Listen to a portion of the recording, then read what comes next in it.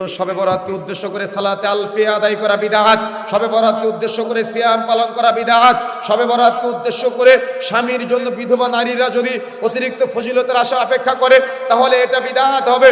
শবে বরাতের উদ্দেশ্যে দান করলে 1,00,000 গুণ নেকি বেশি হয়। এই উদ্দেশ্য যদি কেউ দান করে তাহলে সেটা সুন্নাতের পরিবর্তে বিদআত হয়ে যাবে।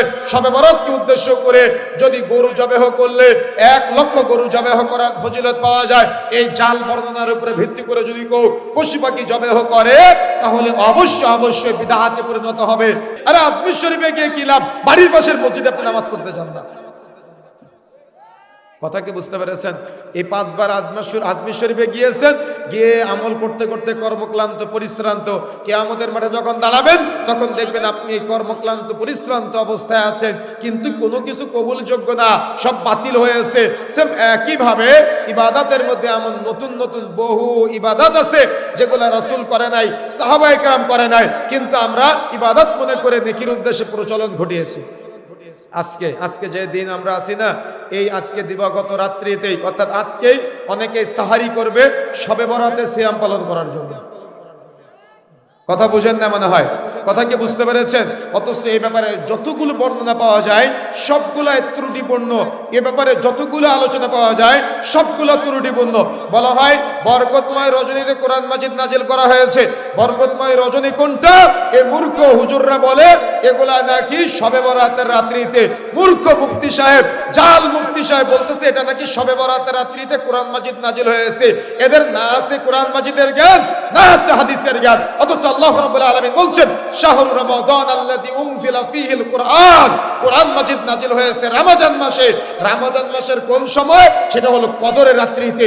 বরকতময় রজনী কোনটা? সেটা হলো কদরের রাত। আর কদরের রাত কোথায়? সেটা হলো রমজান মাসে।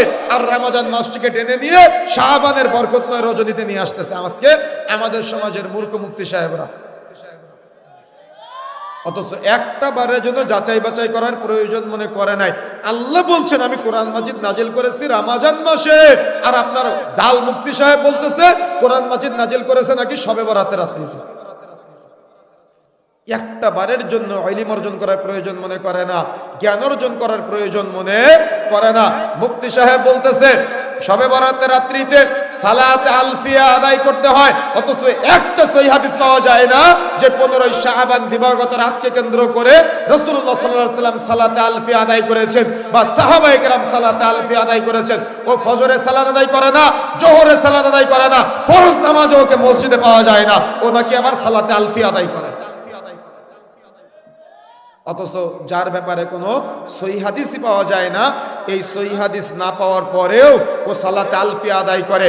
এমন বহু মা বোনেরা আছে যারা এই 15 শাবান দিবাগত রাত্রিতে তারা তাদের স্বামীর অপেক্ষা করে। কোন স্বামী? যারা মারা গিয়েছে, বিধবা মহিলা যারা আছে ওরা ওদের স্বামীর অপেক্ষা করে যে তার স্বামী নাকি ওই দিন তার কাছে আসে। বলেন নাউযুবিল্লাহ। এমন বহু বেদাতি চিন্তা ধারণা, বেদাতি শিরকি কর্মকাণ্ড এই দিনকে কেন্দ্র করে আমাদের সমাজে করা হয়। বিশেষ করে যদি আপনি সিলেট, চট্টগ্রাম যান সেখানে দেখতে পাবেন প্রত্যেকটা মাজারকে কেন্দ্র করে শবে বরাতের রাত্রিতে সাজানো হয়, বাসর ঘরের মতো করে সাজানো হয়। ওই দিন কবরের পাশে গিয়ে দোয়া করে তাদের কাছে প্রচার করা হয় শবে বরাতের রাত্রিতে নাকি আল্লাহ প্রথম আসমানে নেমে আসে। আরে আগে তো জ্ঞান অর্জন করতে হবে, আল্লাহ কি শুধু শবে বরাতের রাত্রে নেমে আসে? রাসূলুল্লাহ সাল্লাল্লাহু আলাইহি ওয়াসাল্লাম বলছেন কুল্লা লাইলাতিন ইলা সামাইদ দুনিয়া, প্রত্যেক রাতের শেষ তৃতীয়াংশে আল্লাহ দুনিয়ার আসমানে নেমে আসে। শুধু শবে বরাতের রাত্রে আসে? জ্ঞানের স্বল্পতা থাকলে সেটা কত জ্ঞানের স্বল্পতা আমার বুঝে আসে না। বলতেছে শবে বরাতের রাত্রে নাকি আল্লাহ প্রথম আসমানে নেমে আসে, অথচ রাসূলুল্লাহ সাল্লাল্লাহু আলাইহি ওয়াসাল্লাম বলছেন প্রত্যেক রাতের শেষ তৃতীয়াংশে আল্লাহ দুনিয়ার আসমানে নেমে আসেন। এসে বলতে থাকে বান্দা কে আসো, আমার কাছে ক্ষমা চাও, আমি তোমাকে ক্ষমা করে দিব, আমার কাছে সাহায্য চাও, আমি তোমাকে সাহায্য করব। আপনি আল্লাহ